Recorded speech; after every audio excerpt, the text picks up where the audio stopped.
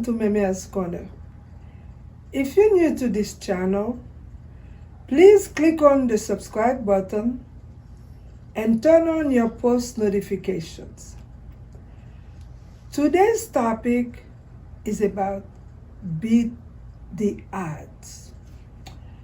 What do I mean exactly by this? This segment is dedicated to someone.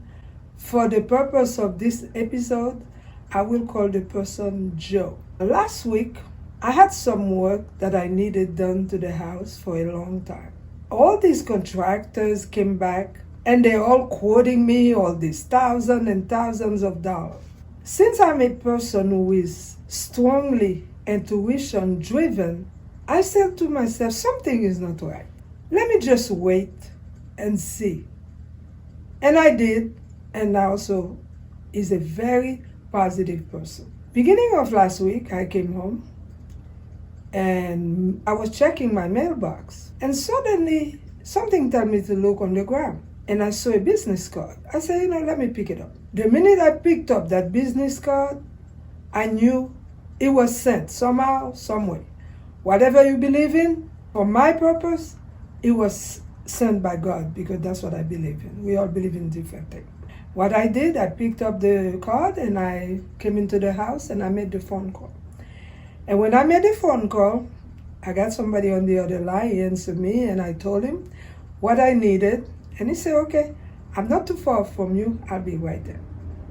To my surprise, I was expecting I'm saying a really, mature, is mature, but I'm saying older person, having this business. A young man showed up with, I think it was grandpa or somebody else came with him.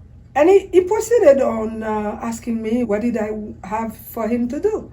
So we went around, he checked everything, and he's writing. And one thing I noticed, he's very serious and very professional.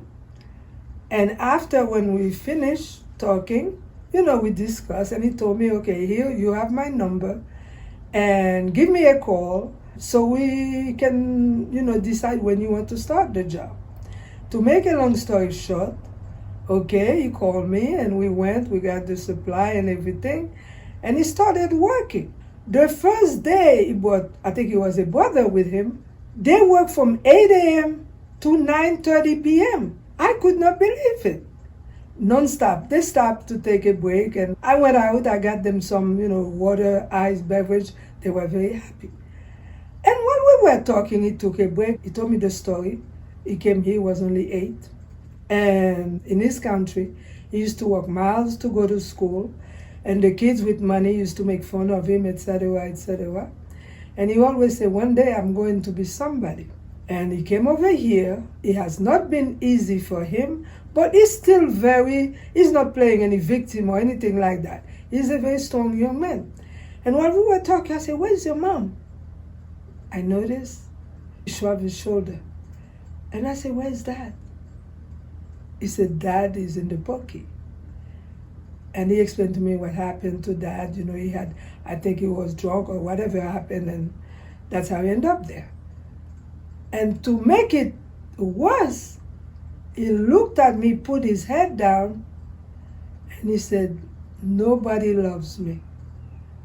At this time, I'm a mom, and to hear, and he told me he's only 20 years old. I said, and I say it right away, I said, I like you. I mean, for business purposes, I couldn't go and give him a hug and say, I love you too, because you have to be careful these days. So I just say, I like you too. And he turned around sideways and he looked at me. It really broke my heart. And the reason it really affected me, I see all these young people who are wasting their time. They have 24 hours in the day. They're all born in the good old USA, the land of opportunity, where we can do so much. And this young man is able to beat the odds. And I asked him, I said, how long have you been doing this? He told me, I've been painting with my uncle. I've been working with my uncle since I was 16. So now he's 20. He said, now I have my own business. And I looked at him, I said, wow.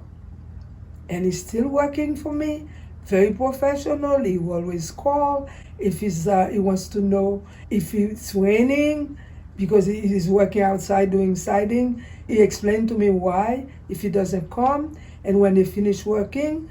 I mean, to me, I think he's a model. And what I told him, I said, why don't you write a book? Someday you should. He said to me, yes, he will write a book.